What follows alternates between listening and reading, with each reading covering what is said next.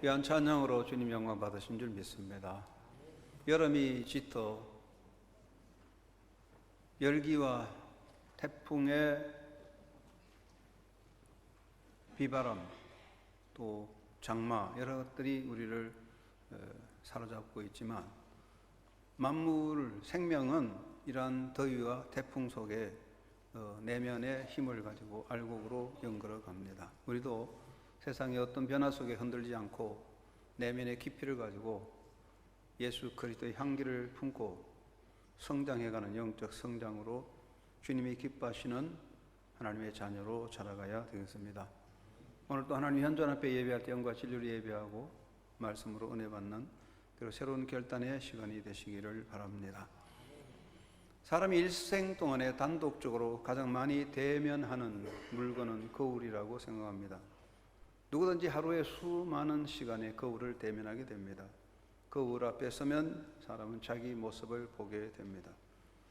거울 앞에 서게 될 때 얼굴이나 몸맵시나 또는 옷의 자세를 고치고 바로잡습니다.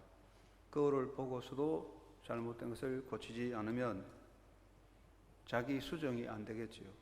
거울을 보면서 나 참 잘생겼다, 멋있다 그렇게 자랑하려고 거울을 보는 게 아니라 거울을 보면서 나의 모습이 무엇이 잘못됐나 고치는 바로잡는 것이 거울을 보는 목적이라고 생각합니다. 인간에게는 중요한 거울이 있습니다. 몸을 비추는 거울이 있고 그리고 타자, 다른 사람이라는 거울이 있습니다. 나는 다른 사람을 보면서 자기를 발견하게 됩니다. 사람은 다른 사람의 허물과 잘못을 지적하고 꼬집고 비판하는 것보다는 그 사람의 잘못과 허물을 보고 내 잘못을 발견하고 자기를 바로 세울 때 지혜로운 사람이 될 것입니다. 셋째는 역사라는 거울이 있습니다. 역사는 인생의 거울입니다. 역사는 우리의 삶을 비추어 줍니다.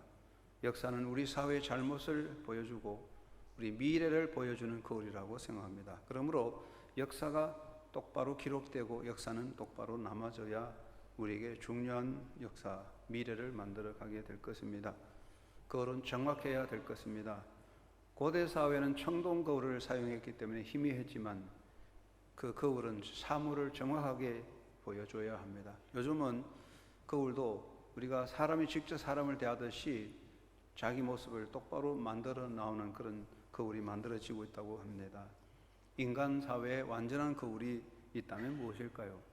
완전한 거울이라면 우리 내면의 세계까지 다 보여주는 거울이 완전한 거울이라고 생각합니다. 그런 거울은 아마 없을 겁니다. 그런데 우리에게 정말 완전한 거울, 우리의 내면 세계와 우리 미래까지 보여주는 거울은 무엇입니까? 그것은 하나님의 말씀인 성경 말씀이죠. 성경 말씀은 완전한 거울이어서 우리의 모든 모습을 보여주고 우리의 미래까지 보여주게 됩니다. 거울을 통해서 우리 자신의 모습을 발견하는데 거울에 설 때 우리가 보는 것은 나의 과거가 나의 미래가 아니라 현존입니다. 현존을 바로 세우는 것이 중요한 것입니다. 삶은 오늘 중심으로 진행됩니다. 오늘의 기쁨, 오늘의 행복, 오늘의 사랑, 오늘의 일 이것이 우리에게 참 중요한 것이기 때문에 오늘을 잃어버리는 것은 존재 전체를 잃어버리는 것이고 오늘을 부정하는 것은 존재성을 부정하는 것이 되겠습니다. 그리고 오늘의 삶이 과거를 옷 입혀주게 됩니다. 나의 과거가 아무리 어두워도 오늘이 밝으면 나의 과거도 밝아지고 나의 과거가 아무리 환하고 좋아도 오늘이 어두우면 나의 과거도 어두워지는 거예요. 사람은 출신과 학벌을 바꿀 수 없다고 합니다. 그러나 오늘의 삶에 의해서 그 출신과 학벌의 의미를 부여합니다. 신통치 않은 출신과 자랑스러우지 못한 학벌을 가져도 오늘의 삶이 아름다우면 그런 출신과 학벌도 빛을 얻게 됩니다. 그래서 과거는 오늘로 인하여 옷을 입습니다. 그리고 오늘의 삶의 미래를 열어주고 가꾸어 갑니다. 가만히 앉아있는 사람에게 풍요한 결실의 내일이 오지는 않을 것입니다. 씨를 많이 뿌리는 사람에게 풍요한 결실이 옵니다. 감자를 심었으면 감자를 먹는 것이 당연합니다. 오늘이란 삶은 우리 미래를 만드는 중요한 하나의 바탕이죠. 그렇다면 오늘의 삶을 바로 세우는 중요한 하나의 비결은 무엇입니까? 과거의 거울을 삼는 것입니다. 우리 인간에게는 두 가지 문제가 있어요. 과거는 이미 지나갔다는 것이고 미래는 아직 열려 있지 않다는 것입니다. 과거가 이미 지나갔다는 것 때문에 사람들은 흔히 망각증에 들어갑니다. 지나간 과거를 그저 덮어버리려고 합니다. 물론 지나가고 힘든 아픔의 과거는 잊어야 되겠지만, 그러나 과거를 망각하는 것은 미래를 열어가는 일에 아무런 도움이 되지 못합니다. 우리말에 개구리 올챙이 시절을 모른다는 말이 있습니다. 우리가 어느 날 개구리가 된 것 같이 생각하는데 올챙이 시절을 잊어버리고 있습니다. 그래서 오늘날 자기가 제잘난 맛에 된 것 같이 자기 자신의 과거를 망각한다는 것은 미련한 일입니다. 종종 성공사리담이나 간증을 들어보면 그 사람이 어느 날 갑자기 무슨 개구리가 된 것 같이 떠드는데 올챙이 없이 개구리 되지는 않습니다. 우리는 지나간 과거의 은혜와 사랑을 늘 잊어서는 안 되겠죠. 근데 우리는 과거 망각증에 빠지거나 또는 어떤 사람은 과거에 매여가지고 그저 과거에 집착해서 과거의 추억, 과거의 감정, 과거의 상처에서 벗어나지 못하는, 그래서 그 상처를 파헤치고 한을 품는 그런 인생도 있는데, 이것은 모두가 다 올바르지 못한 인생의 바른 길이 아닙니다. 그런데 우리 미래를 알 수 없다는 것 때문에 사람들은 때로 좌절합니다. 미래가 뭔가 모르니까 쉽게 포기하게 됩니다. 터널을 파는 사람이 끝까지 애를 쓰고 파도 터널이 열리지 않기 때문에 포기합니다. 1m만 더 팔면 바위가 뚫려질 것인데 그 앞길을 모르는 사람은 1m 그만두고 포기하게 될 수 있습니다. 미래를 모르기 때문에 때로는 인생을 실패로, 포기로 주저앉아 버리게 되겠죠. 그리고 또 미래를 볼 수 없기 때문에 자칫하면 미래를 흘러버리는, 낭비할 수 있습니다. 게으르고 나태하고 안일과 일락을 추구하거나 비밀 없는 생활 속에 빠져서 다가오는 미래를 방치함으로 허무하게 미래를 날려버리는 그런 실수를 할 수가 있죠. 사람은 과거가 지나갔다는 것 때문에 과거를 쉽게 망각하거나 또는 과거에 집착하거나 또는 미래를 알 수 없기 때문에 낭망하고 실망하거나 또는 미래를 방치해버리는 그런 오류에 빠져들 수 있습니다. 중요한 것은 우리가 거울을 보고 오늘을 바로잡는 것이 과거를 회복하는 것이고 미래를 세우는 것입니다. 오늘 거울을 통해서 하루하루 나를 바로 세우면 우리의 모습이 정직하게 되고 미래는 더 아름다워질 것입니다. 역사는 거울입니다. 우리가 지나간 과거를 통해서, 역사를 통해서 오늘을 바로 세워간다면 미래는 똑바로 세워질 것이며, 과거를 거울 삼아 자손들에게 잘 가르쳐 준다면 우리 자손들은 보다 더 큰 영광의 날을 만들어 갈 것이 분명합니다. 시편 78편은 과거를 통해서 미래를 준비하는 하나님의 뜻을 우리에게 말씀해 주고 있습니다. 시편 78편은 이스라엘 민족의 세 가지 행태를 지적하면서 하나님의 분노를 일으킨 세 가지 행태를 지적합니다. 첫째는 완고함과 패역함이었습니다. 시편 78편 8절에 그들의 조상들은 완고하고 패역하여 그들의 마음이 정직하지 못하여 그 심령이 하나님께 충성하지 아니한 세대였다고 지적합니다. 이들은 완고하고 패역했습니다. 완고하다는 것은 하나님 앞에 악한 고집으로 목이 곧은 백성이죠. 목이 곧으면 부러지게 되잖아요.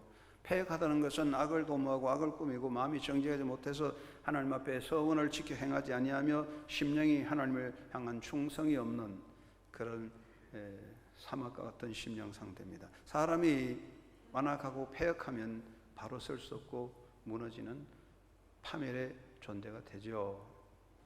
두 번째는 탐욕과 원망이라고 그랬어요. 이스라엘 민족의 과거 역사에서 탐욕과 원망이 민족의 멸망의 원인이 되었습니다. 하나님께서는 이스라엘 민족에게 광야길에 만나를 주셨는데, 만나는요 인간 역사에서 있었던 완전 식품이에요. 하나님은 완전 식품을 주셨는데 다만 이들은 채소와 고기 먹고 싶다고 탐욕으로 하나님을 원망합니다. 그들이 그들의 탐욕대로 음식을 구했다고 78편 18절에 기록합니다. 이들은 하나님을 원망합니다. 그뿐 아니라 하나님을 대적하여 말하기를 이 광야에서 식탁을 베풀 수 있겠느냐. 그들은 만나를 먹으면서도 채소와 풍성한 식탁을 꿈꾸는 탐욕에 빠져 원망을 합니다. 결국 이런 탐욕과 원망은 이스라엘 민족 역사의 파멸의 원인이 되었습니다. 하나님을 결국 대적하는 그래서 결국 멸망의 길로 빠져듭니다. 가만히 있어도 원망이 생기는데 사막의 생활이 어려운데 선동가들이 계속 선동을 함으로써 백성들은 원망을 함으로써 멸망하게 됩니다. 세 번째는 불신앙과 하나님을 시험하는 것이었습니다. 78편 22절에 말씀하시기를 이는 하나님을 믿지 아니하며 그의 구원을 의뢰하지 아니한 때문이라고 했습니다. 그리고 시편 78편 18, 20절에 그들의 심중에 하나님을 시험하였으며 하나님을 대적하여 말하기를 하나님이 광야에서 식탁을 베풀 수 있으랴 자기 백성을 위하여 고기도 예비하시랴. 그들이 돌이켜 하나님을 거듭 시험하였다. 그들은 지존하신 하나님을 시험하였다고 말했어요. 이스라엘 민족은 광야에서 하나님께 감사하기보다는 원망하며 불신앙으로 하나님을 시험하여서 하나님의 존귀하심의 역사를 멸시하게 되었습니다. 이것이 바로 하나님의 진노를 일으킨 원인이었습니다. 네 번째는 하나님의 뜻을 거역하고 하나님을 격동하게 한 것입니다. 78편 40절에 보면 그들은 광야에서 그들에게 반항하여 사막에서 그를 슬프게 함이 몇 번인가.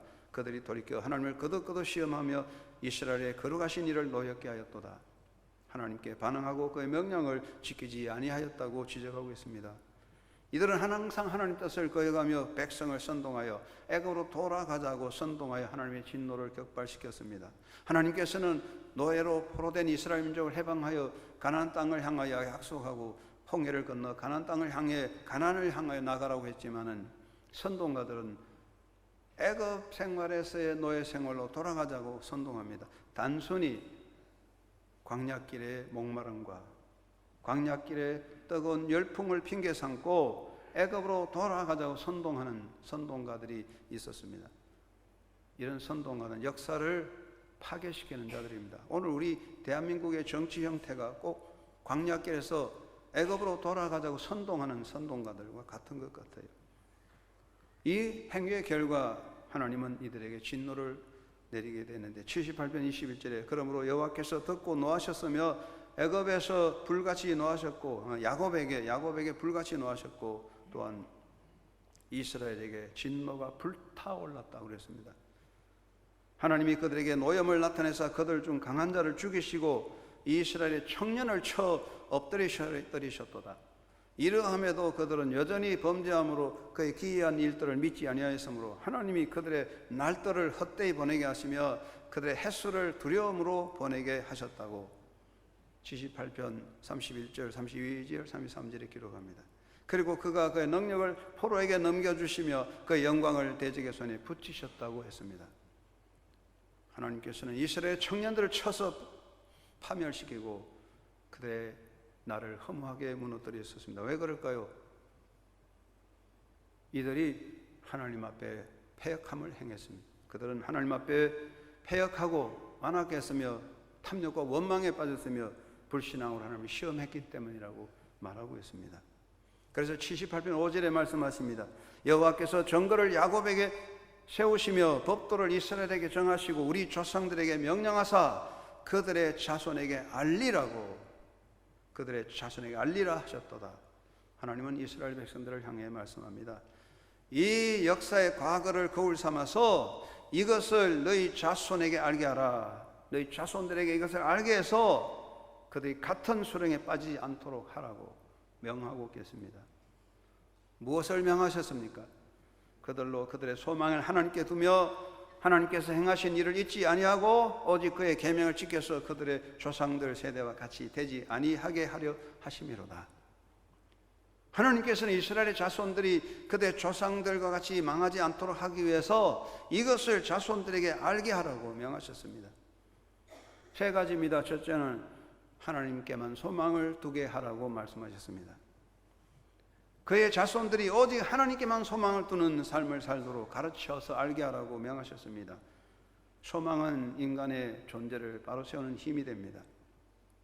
이스라엘 민족의 불행과 파멸은 하나님께 대한 하나님께만 소망을 두는 것이 아니라 하나님보다는 오히려 세상적인 것에 소망을 두었기 때문입니다. 세상적인 권세에 기대를 걸고 세상적인 힘을 믿었습니다. 애굽의 힘을 더 믿었습니다. 이것은 하나님의 진노를 일으키는 가장 중요한 원인이었습니다. 하나님께 소망을 두는 것이 아니라 오히려 우상을 숭배했습니다. 이것은 멸망의 원인이었습니다. 두 번째는 하나님이 행하신 일을 잊지 말고 기억하게 하라고 하셨습니다. 너희 자손들에게 하나님께서 베푸신 은혜를 잊지 않고 기억하게 하라고, 이것을 깨달아 알게 하라고 말씀했어요. 우리는 중요한 것을 잊지 말고 기억해야 됩니다. 실패는 성공의 아버지라고 말합니다. 그런데 실패할 때에 있었던 일이 계속 반복되면 성공할 수 없습니다. 우리가 잘못된 길로 수렁에 빠졌으면 기억해서 다시 그 길로 가지 않아야 되는데 잊어버리고 다시 그 길로 가면 더 큰 수렁에 빠지게 됩니다. 하나님의 은혜를 망각하면 우리는 파멸의 수렁에 빠질 수밖에 없습니다. 이스라엘 백성이 그 영광과 권세를 잃어버리고 고통당하며 파멸의 수렁에 빠진 것은 인간적인 실수나 약함 때문이 아니라 하나님의 은혜를 잊어버리고 하나님께 대한 감사를 버리고 행하였기 때문이라고 말합니다. 이스라엘을 향하신 하나님의 놀라운 일을 말할 수 없습니다. 애굽의 바로를 쳐서 이스라엘 민족을 건져주었습니다. 홍해를 건너고 광야길에 인도하셔서 불기둥과 구름기둥으로 인도하셨습니다. 가나안을 여시고 이스라엘 왕국을 세워주었습니다. 그러나 이들은 하나님의 은혜를 다 망각하고 그들의 은혜를 잊지 않아 하나님께 감사하지 못하고 자기 도취에 빠져 교만했습니다. 모두 자기 힘으로 된 것 같은 오만에 빠졌습니다. 결국은 돌이킬 수 없는 파멸의 수렁에 빠져들게 됩니다. 세 번째는 오직 그의 계명을 지켜 행하게 하라고 말씀하고 있습니다. 하나님께서는 그의 백성들에게 말씀하시기를 너희가 이 약속의 계명을 지켜 행하면 나는 너희 하나님 되고 이 모든 복이 너희에게 임하리라고 하셨습니다. 그 반면에 네가 이 약속의 말씀을 떠나고 덩지면 내가 약속한 모든 약속은 너를 떠날 것이며 모든 복은 화가 된다고 말씀했습니다. 결국 이스라엘 민족이 패망의 원인은 다른 게 아닙니다. 하나님의 계명을 멸시하고 덩지고 자기 세상 사상과 주관에 빠져들었기 때문입니다. 그래서 하나님께서는 오늘 본문을 통해서 말씀하십니다. 이것을 너희 자손들에게 알게 하라 말씀했어요. 우리는 이 말씀을 기억하고 이 중요한 사실을 자손들에게 알게 해야 할 것입니다. 교회학교, 성경학교가 열려집니다. 교회학교, 성경학교는 무슨 행사나 인간적인 어떤 잔치가 아니라 바로 하나님 말씀을 바로 가르쳐서 양육하여 이 진리를 자녀들에게 심어서 알게 하는 일이라고 생각합니다.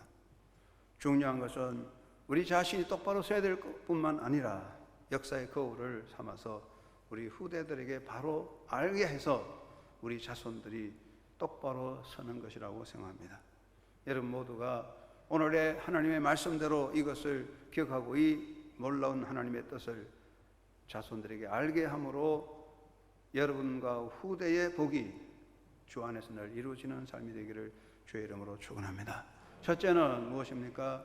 오직 하나님께만 소망을 두고 살게 하도록 해야 된다고 그랬습니다.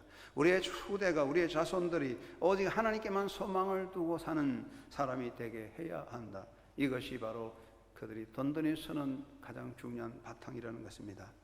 희망은요, 존재의 힘이요, 존재의 능력입니다. 희망을 버리면 존재는 설 수 없겠죠.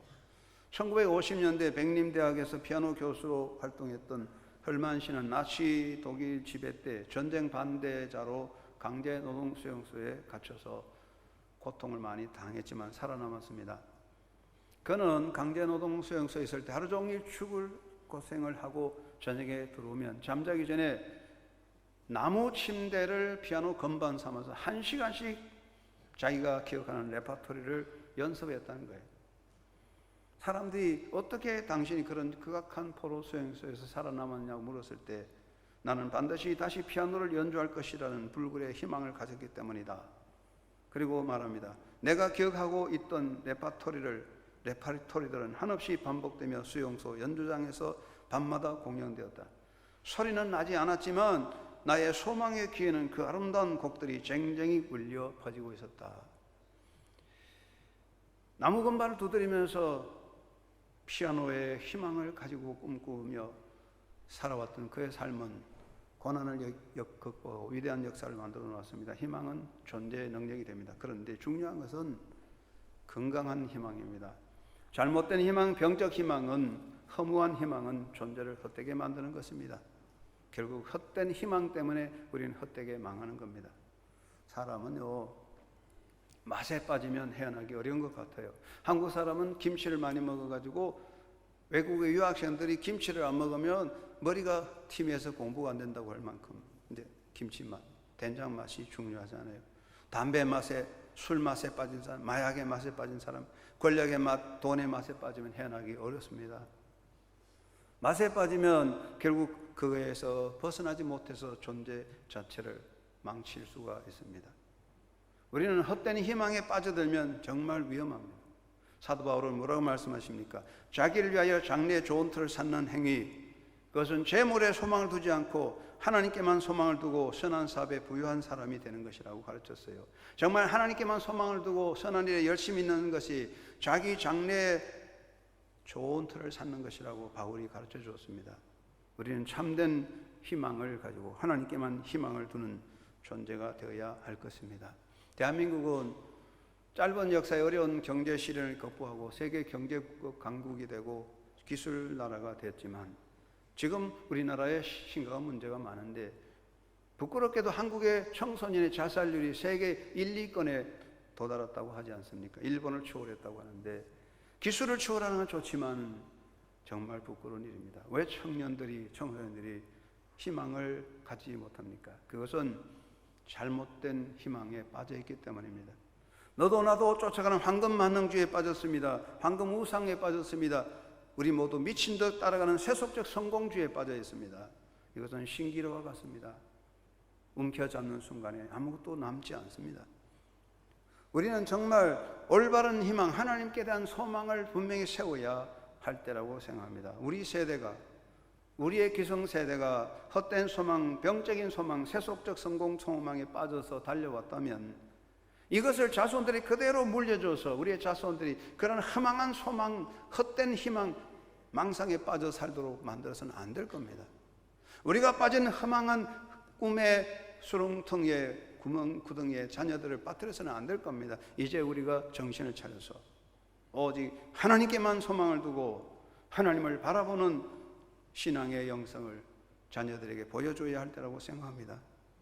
나의 자손들은 하나님의 우선적인 삶이 되고 하나님을 의지하고 하나님의 역사를 믿고 도전하는 영적인 사람으로 세워가야 할 것이 우리의 사명이라고 생각합니다.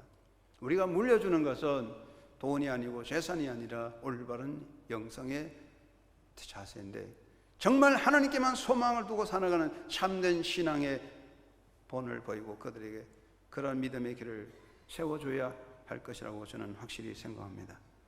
우리 하나님은 우리를 통하여 영광 받으시기 원합니다. 2차 대전 이후에 나라가 피폐하고 사회가 혼란했을 때 우리에게 몰트만 교수는 하나님은 희망의 하나님이라고 로마서 15장 13절 말씀을 들어 희망의 신학을 선포함으로 독일 정신을 회복하는 일에 기여했습니다. 하나님은 희망의 하나님인데 세상 희망이 아니라 살아계신 하나님을 희망 삼고 그 하나님을 향해 도전해가는 그런 영적인 신앙자를 우리는 양육하고 그 믿음의 길을 자녀들에게 심어줘야 할 줄로 믿습니다. 도로디오 딕스라는 여사가 있는데 초등학교 교사였습니다. 몸이 너무 쇠약해서 교사직을 포기하고 낙담하고 있는데 어느 날 아는 신학교 여학생 한 사람이 찾아와서 교도소를 찾아다니면서 이제 여자 죄수들을 만나 상담해주고 정신질환에 빠진 사람들을 병원으로 인도해주는 그런 출소를 돕는 이런 일에 참여하도록 권고를 했습니다. 그래서 딕스 여사는 자기 몸이 약하지만 그래도 가치 있는 일이라고 자원해서 열심히 참여했는데 35살에 시작해서 75세까지 열심히 일을 잘 감당했습니다. 그녀는 40년 동안 수많은 죄수들의 건강을 되찾아주었고 제정신으로 돌아오게 했으며 회개시키고 새 출발을 시키고 희망 없던 여인들을 가정과 직장으로 돌려보낼 수 있었습니다. 이렇게 활동할 때 그녀는 하나님이 건강을 주셔서 건강하게 살며 비관적인 습성을 다 고쳐서 활발한 건강한 사람이 되었습니다. 그녀는 말합니다. 하나님을 믿는다는 것은 구체적으로 소망을 가지고 사는 것입니다. 나 자신의 미래에도 소망을 두고 불우한 이웃에게도 소망을 두며 어두운 사회와 불확실한 미래에도 소망을 갖는 것이 믿음의 역사 아니겠습니까? 성경 말씀대로 소망을 가진 자에게 하나님의 사랑과 능력이 부어진다는 것을 나는 처음 했습니다라고 고백했습니다. 그렇습니다. 어두운 것을 어둡다고 하는 것은 누구나 할 수 있습니다. 죽음을 보고 죽음이라는 건 누구나 할 수 있지만 어둠을 밝히는 빛을 보여주는 것은 굉장히 어려운 일입니다. 우리는 이 어둠의 시대에 하나님의 소망, 하나님만이 우리의 소망임을 분명히 우리가 확신이 깨닫고 그 하나님을 마음에 품고 하나님을 향한 희망의 역사를 열어가야 됩니다. 우리 자손들의 마음속에 헛된 소망이 아니라 헛된 망상이 아니라 허무주의 꿈이 아니라 살아계신 하나님에 대한 참된 희망을 그들의 심령 속에 심어서 우리 젊은이들이 하나님을 향한 꿈을 가지고 살아가는 새 시대를 만들어가는 우리가 되어야 한다고 고백합니다. 두 번째는 하나님의 은총을 잊지 않고 그 은혜 안에 거하게 해야 되겠습니다. 인생에는 망각이라는 것이 있습니다. 결국 우리가 다 망각하잖아요. 많은 지식도 소유도 우리의 사랑도 미움도 다 떠나가고 결국 나도 나를 잊어버리고 나도 나인지 내가 누군지 모르고 망각으로 끝날 겁니다. 때로는 건망증이 약이 되기도 하지만 그러나 인생에서 다 잊어버려서 안 되는 한 가지 있습니다. 그것은 하나님의 은혜입니다. 우리가 비록 나이가 들어 다 잊어버려도 하나님 은혜만은 잊지 말고 감사하고 새기고 그것을 자손들에게 가르쳐 줘야 될 것입니다. 우리 자녀들에게 물려줘야 될 것은 하나님의 은혜에 대한 감사입니다. 하나님의 은혜에 대한 망각은 인생을 황폐하게 합니다. 감사를 모르고 살게 되며 원망 불평에 빠져들게 되고 사랑의 나눔을 잊어버리고 어리석은 교만에 빠집니다. 여러분, 인간에게는 많은 병이 있습니다. 가장 심각한 병은 은혜의 망각증이라고 생각합니다. 은혜의 망각증 때문에 모든 문제의 파멸이 시작된다고 생각합니다. 영국 속담에 강을 건너면 하나님을 잊혀진다. 이태리 속담에 위험이 지나가면 수호 성인은 조롱당한다는 말이 있습니다. 우리가 다 하나님 은혜를 망각할 때 우리의 삶은 파멸로 떨어지는 겁니다. 우리 시대의 심각한 병이 무엇입니까? 물질적 풍요 시대에 사는 젊은이의 마음속에 은혜에 대한 감사가 사라지는 거예요. 이게 심각한 병입니다. 자기만 보이고 자기만 생각하고 자기만 앞세우고 자기 문제만 크게 보고 눈은 뜨고 있지만은 주변을 보지 못하는, 멀리 보지 못하는 소경입니다. 은혜의 망각증의 정세입니다. 은혜의 망각증은 아무것도 보이지 않습니다. 인간 사회는 은혜의 망각증으로 사막화되어 가고 있습니다. 신앙생활도 은혜를 망각하면 신앙생활은 사막이 되고 이스라엘 민족의 원망 불평하던 광야길과 같을 겁니다. 성경은 말씀하십니다. 너희 자손들로 하여금 여호와께서 행하신 일을 잊지 말고 기억하게 하라. 여러분이 하나님 은혜를 잊지 말고 기억하고 그 하나님 은혜를 자손들에게 새겨서 우리의 자손들이 두고두고 하나님 은혜를 기억하고 잊지 않고 감사하며 사는 사람이 되게 해야 할 것입니다. 이것을 안 하면은 안 됩니다. 그러면 그들은 행복할 수 없고 그들의 미래는 열려질 수 없습니다. 하나님이 행하신 일을 똑바로 가르쳐서 그들이 하나님 은혜에 감사하며 살도록 해야 됩니다. 사도 바울은 나의 나됨은 하나님의 은혜라고 고백했습니다. 그래서 평생 하나님 은혜에 대한 감사로 살았습니다. 그것을 성도들에게 가르쳤습니다. 무엇보다도 우리 자손들이 하나님 은혜에 대한 감사로 그 감사에 대한 삶을 결단할 수 있는 그런 인생의 길을 가도록 우리는 그들을 이끌어가며 또한 우리가 그렇게 살아야 할 것이라고 고백합니다. 미국의 케네디 대통령은 2차 대전 때 작은 수레정의 선장으로 전쟁에 참여했습니다. 일본 구축함의 공격을 받아서 배가 파손될 때 13명의 선원 중에 2사람이 죽었는데 그중에 패트릭 맥만이라는 수병이 그냥 폭격을 받아서 얼굴, 팔다리 화상을 입어 헤엄을 칠 수 없게 됐습니다. 그때 케네디가 그의 몸에 구명조끼를 입히고 끈을 입에 물고 4시간 동안 헤엄쳐서 섬으로 도착해서 서로 다 같이 목숨을 구원하고 살아났습니다. 패트릭 맥만은 제대 후에 은퇴하고 우체국에서 일했는데 케네디 대통령 좋은 교제를 나누었다고 합니다. 그런데 그 패트릭 맥만의 아들은 윌리엄이 이렇게 고백했습니다. 케네디 대통령은 도와줄 일이 있다면 서슴지 않고 내게 말하라고 여러 번 요청했습니다. 그렇지만 그때마다 아버지는 내 생명을 구하여 주셨는데 그 이상의 도움이 어디 있겠습니까? 죽을 때까지 감사할 뿐입니다라고 대답했습니다.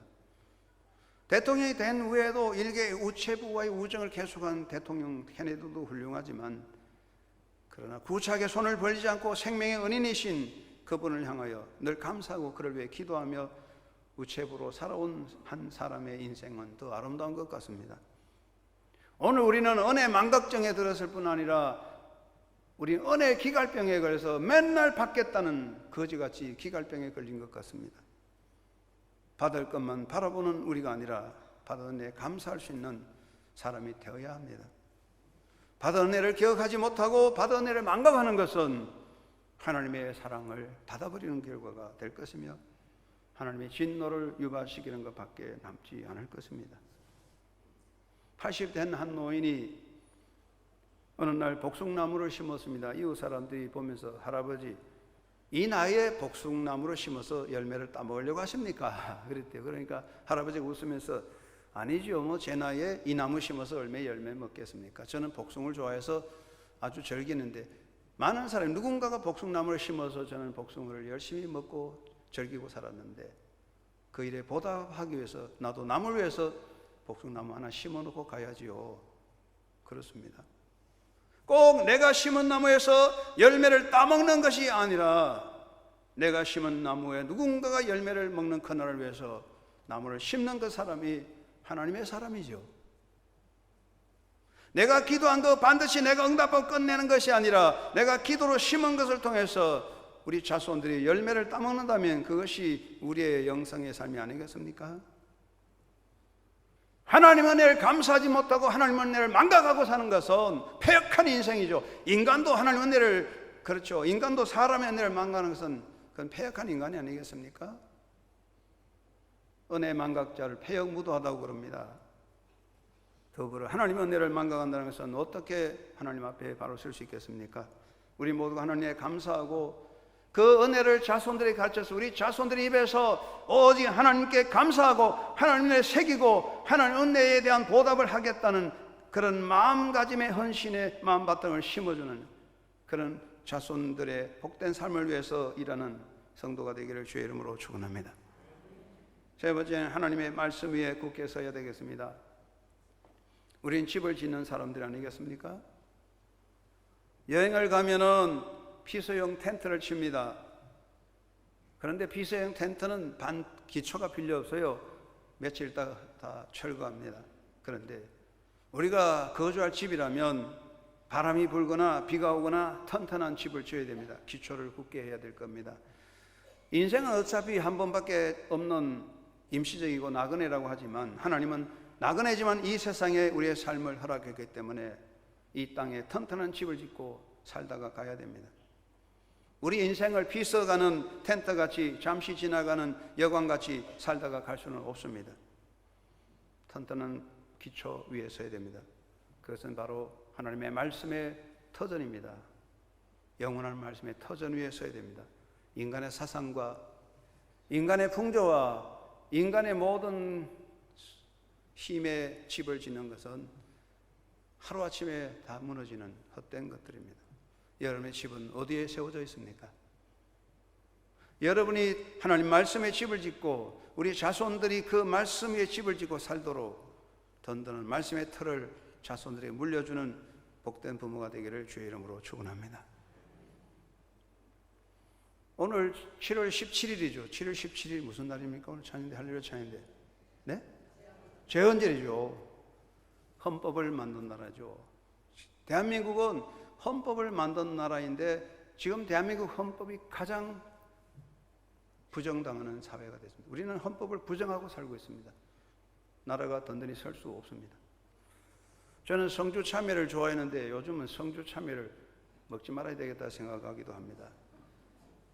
여러분, 북한 김정은 세력은 미치광이가 운전하는 버스와 같아요. 어디로 쳐들어갈지 몰라요.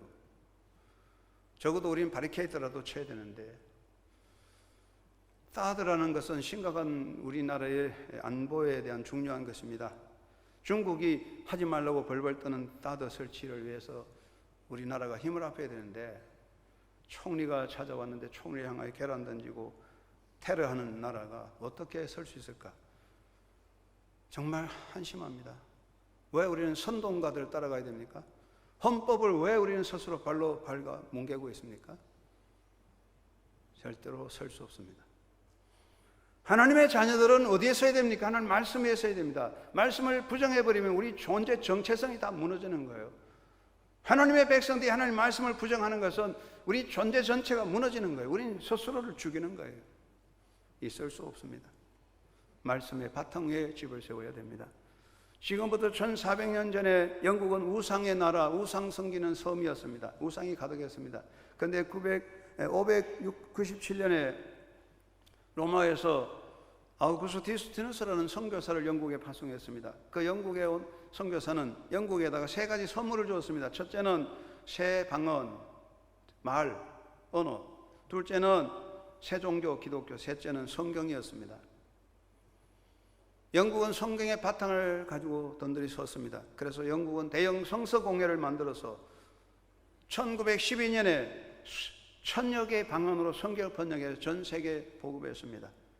영국에서 인쇄된 성경은 권수로 따지면 1분에 평균 11권, 1시간에 660권, 하루에 15,804권을 찍어서 전 세계로 보급했어요. 대형 성서공회는 영국을 강하게 만든 바탕이었으며 세계를 세운 기반이었습니다. 우리가 이 말씀을 강하게 지키고 말씀을 따라가야 됩니다. 우리의 가정은 말씀 위에 서야 될 것입니다. 말씀의 가정, 십계명의 가정이 되어야 되고, 말씀을 가르치는 신앙교육이 교회에서 바로 진행되고, 말씀에 순종하는 사람이 되어야 하나님은 우리를 통하여 영광 받을 줄로 믿습니다. 말씀의 역사, 말씀의 순종이 하나님의 은총을 누리는 일이 아니겠습니까?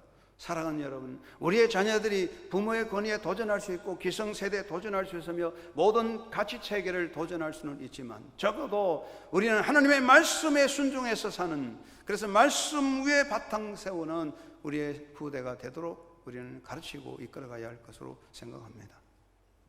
여러분과 여러분 자손들이, 여러분이 말씀 위에 집을 짓고 여러분의 자손들이 그 말씀 위에 집을 세워 든든히 서가는 든든한 새 역사를 향해 우리 모두 결단하고 헌신하는 삶을 살아야 할 줄로 믿습니다. 하나님 우리에게 말씀했습니다. 이것을 너희 자손들에게 알게 하라. 우리 모두가 이 말씀을 깨달아 가슴에 새기고 아멘 하고 따라가며 순종하는 하나님의 백성들이 되어서 아버지의 뜻을 이루고 주의 복을 누리는 가정과 주의 복된 삶을 살아가는 여러분 되시기를 주의 이름으로 축원합니다. 고마우신 아버지가